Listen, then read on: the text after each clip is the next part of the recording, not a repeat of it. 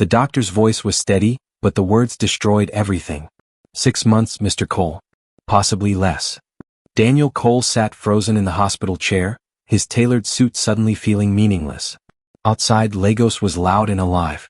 Inside that small office, everything had gone completely silent. He was 30 years old. He owned Sterling Group, one of the most powerful business empires on the island. His glass office tower stood tall on Broad Street. His mansion in Ikoyi had 12 rooms he rarely entered. His name had appeared in financial magazines 3 times in 1 year. And now a doctor was telling him none of it could save him. Stage 4. The cancer had been spreading quietly while he was busy closing deals. Daniel gripped the armrest. His mind searched for something to hold on to. A face, a name, someone who would genuinely grieve if he died tomorrow. Only one face came. Clara. His housekeeper. A quiet, warm woman who had served in his mansion for 5 years. She was the one who left hot tea outside his office during late nights. The one who reminded him to eat. The one who never wanted anything from him beyond doing her job with a full heart.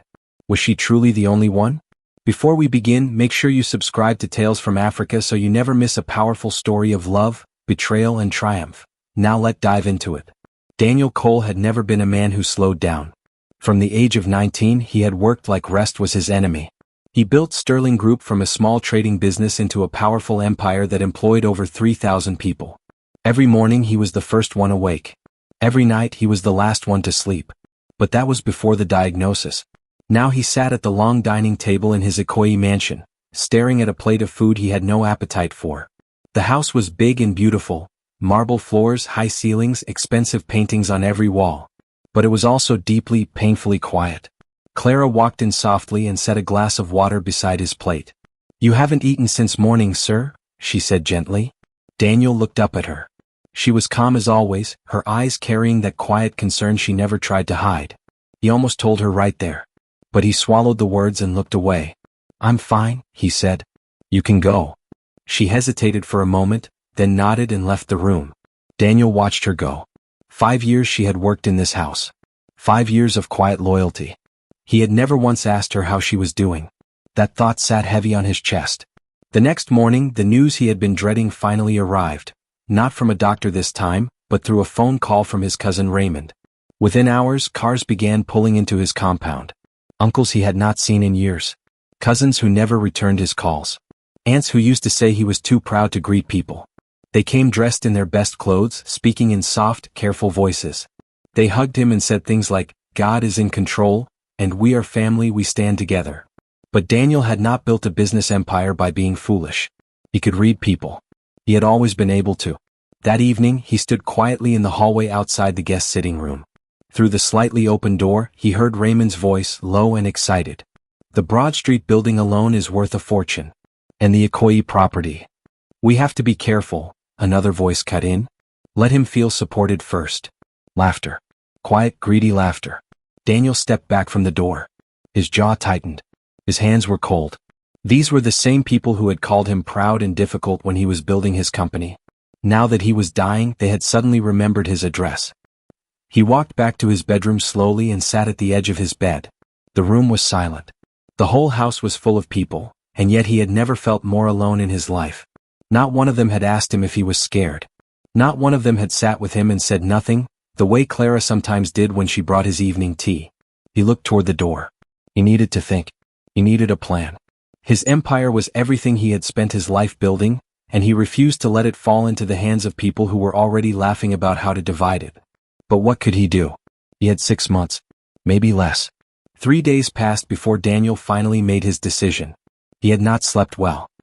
He had lain awake each night staring at the ceiling, turning the same thoughts over and over in his mind. His relatives were still in the house, still smiling their careful smiles, still watching him like hawks watching a field mouse. But Daniel had made up his mind. He waited until the house was quiet one evening. The relatives had retired to their rooms after a large dinner that Clara had prepared. The mansion felt heavy with their presence. Too many people, too much pretending. Daniel walked to the kitchen. Clara was washing the last of the dishes, her back turned to him. She moved quietly and efficiently, the way she always did everything. He stood at the doorway for a moment, watching her, feeling something he could not quite name. "Clara," he said softly. She turned, surprised to see him standing there. He almost never came to the kitchen. "Sir? Do you need something?" "Sit down," he said gently. "Please." She dried her hands slowly and sat at the small kitchen table. Daniel pulled out the chair across from her and sat too. For a long moment neither of them spoke. The refrigerator hummed quietly in the corner. "I want to tell you something," he began. "Something I haven't told anyone else." Clara folded her hands on the table and gave him her full attention. That was something he had always noticed about her. When she listened, she truly listened. He told her everything. The collapse, the hospital, the diagnosis. Stage 4. 6 months. He watched her face as the words landed. Her eyes filled slowly, not with panic, but with a deep, genuine sadness that made his chest tighten. She did not reach for her phone. She did not start asking about his properties or his will. She simply looked at him and whispered, "I'm so sorry, sir." Those 4 words broke something open inside him. He took a slow breath and continued. He told her about the relatives in the guest rooms, what he had heard through the door, the laughter, the plans. He told her that he had no wife, no child, no one he truly trusted to carry his name forward. Then he said the thing that had kept him awake for 3 nights. "I want a child, Clara. Someone to inherit what I've built. Someone who will carry my name when I'm gone." He paused, his voice dropping low. "And I'm asking you to help me make that possible." The kitchen went very still. Clara stared at him. The color shifted in her face. She opened her mouth, then closed it again. Daniel watched her carefully, his heart beating harder than he expected. He was not asking out of desperation alone. Somewhere deep inside, he knew that if there was one person in the world he could trust with something this important, it was the woman sitting across from him. Clara looked down at her hands. A long silence stretched between them like a held breath. Then slowly she looked up. Clara's answer came quietly, like everything she did. "I will help you," she said. "But only if you promise. If you survive this, you will take full responsibility. For the child. For everything." Daniel held her gaze and nodded. "You have my word." It was not a romantic moment.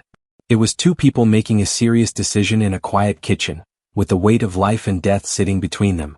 But something shifted in that moment. Something small and significant, like the first crack of light before sunrise. The relatives left the following week. They hugged Daniel at the gate, promised to call, promised to visit. He smiled and waved. The moment their last car disappeared around the corner, the smile faded. He turned and walked back into his house feeling lighter than he had in days. With the house to themselves, something slowly began to change. Clara had always been attentive, but now she was fully present in a different way. She researched his medication, tracked his rest, and adjusted his meals to support his treatment. She woke early to prepare warm food before his morning hospital visits. She stayed up late when pain kept him awake. But it was not just the caregiving that changed things. One Saturday morning, Clara walked into his bedroom doorway holding his jacket. "Get dressed," she said simply. He looked up from his laptop. "I have reports to review." "They will still be there tomorrow," she replied. "You haven't been outside in 11 days. He stared at her. She stared back. That quiet, unshakable patience in her eyes was impossible to argue with.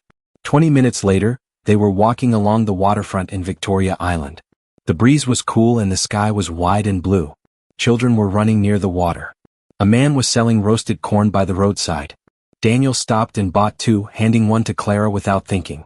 She laughed, surprised, genuine laughter. He looked at her. It was the first time he had heard her laugh like that. It was also, he realized, the first time he had laughed back in months. They began going out regularly after that. Small trips, nothing grand. A quiet park in Ikoi. A local food spot in Surulere where nobody knew his name. Long drives with the windows down and the radio playing softly. Daniel began sleeping better. His appetite returned. The doctors noticed during his next visit. His body was responding better than expected. But something else was also happening. Something neither of them had planned for or spoken about. In the evenings, when the house was still, they would sit together in the living room and talk. Really talk. About his childhood in Enugu.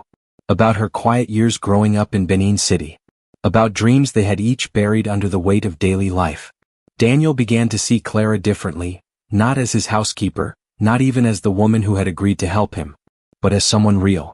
Someone warm. Someone whose presence made the house feel less like a building and more like a home. And Clara, though she tried to stay guarded, felt it too. It happened the way real things always do, slowly then all at once.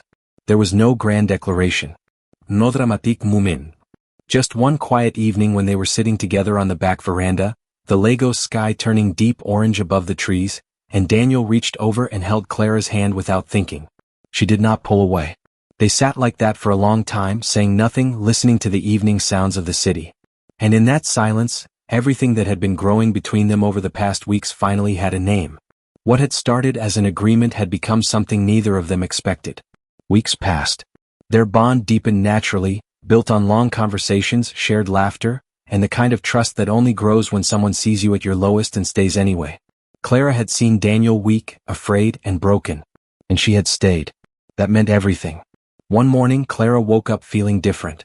She lay still for a moment, staring at the ceiling of her small room at the end of the corridor. Something inside her body felt altered, quiet but undeniable. She pressed her hand gently against her stomach and closed her eyes. She waited 4 more days before she bought a test. She sat alone in the bathroom, the small white stick in her hand, her heart beating softly but quickly.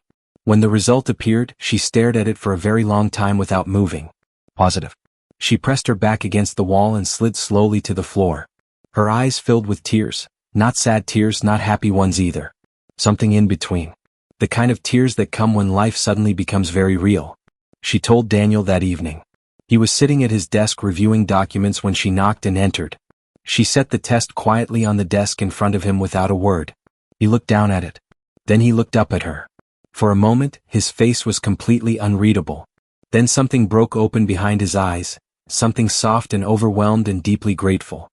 He stood up slowly, walked around the desk and held her. Not the way people hug out of politeness. The way a man holds something he thought he had already lost. "Thank you," he whispered. Clara said nothing. She just held him back. But life was not finished testing them yet. The following week, Daniel returned to the hospital for his routine tests. The treatment had been ongoing for months, and the doctors needed to measure how far the cancer had progressed. He sat in the waiting room alone, watching other patients come and go, thinking about the child growing inside Clara, thinking about the future he desperately wanted to see. The doctor called him in. Daniel sat down across the desk and studied the doctor's face for clues. The man was quiet for a moment, flipping through the results with a slight furrow in his brow. Daniel's hands were cold. His heart was barely breathing. Then the doctor looked up. His expression was something between confusion and pure disbelief. "Mr. Cole," he said slowly, "I need you to look at these results carefully." The doctor set the results on the desk and turned them to face Daniel. "The cancer is gone, Mr. Cole." Daniel stared at the page. The words were clear but his mind refused to accept them. He looked up at the doctor, searching his face for any sign of mistake or hesitation. There was none. "We have run the tests 3 times, the doctor continued, his voice carrying genuine disbelief. "There is no trace of the disease anywhere in your body. Medically speaking, there is no explanation for this.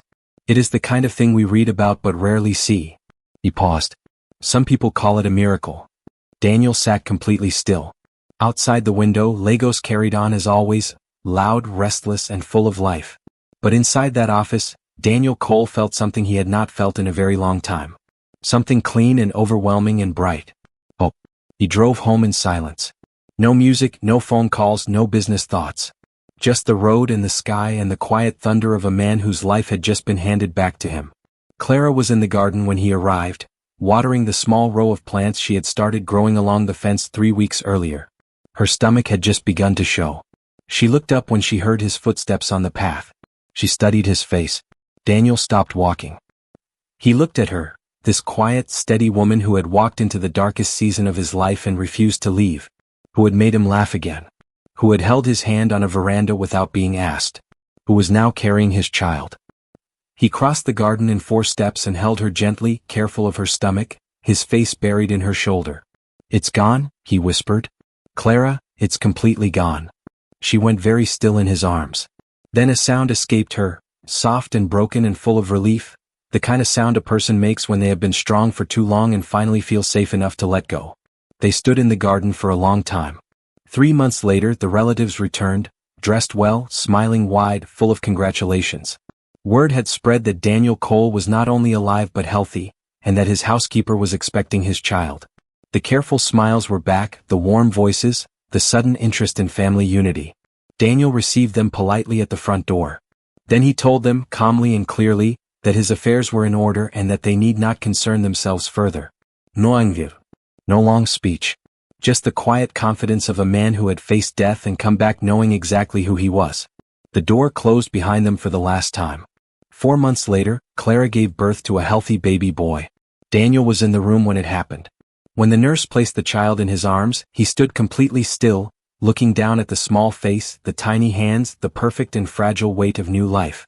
He had built towers. He had signed deals worth millions. He had been on the cover of magazines. But nothing, not one single thing, had ever felt like this. The Ikoyi mansion changed completely after that. The long silent hallways filled with sound. The dining table that had always been too big for one person was finally full. Clara's laughter echoed through rooms that had only ever known quiet. The baby's cry in the morning became the best alarm Daniel had ever heard. He had spent 30 years chasing wealth, not understanding that everything he truly needed had been living quietly under his own roof all along. In the end, Daniel Cole did not just gain a miracle. He gained a family. And for the first time in his life, the most powerful man on the island finally felt rich where it mattered most. We've come to the end of today's story. I hope it touched your heart. Thanks for watching and staying with us till the end. Don't forget to like, share, and subscribe for more inspiring stories. See you in the next one. And tell us in the comments, where are you watching from?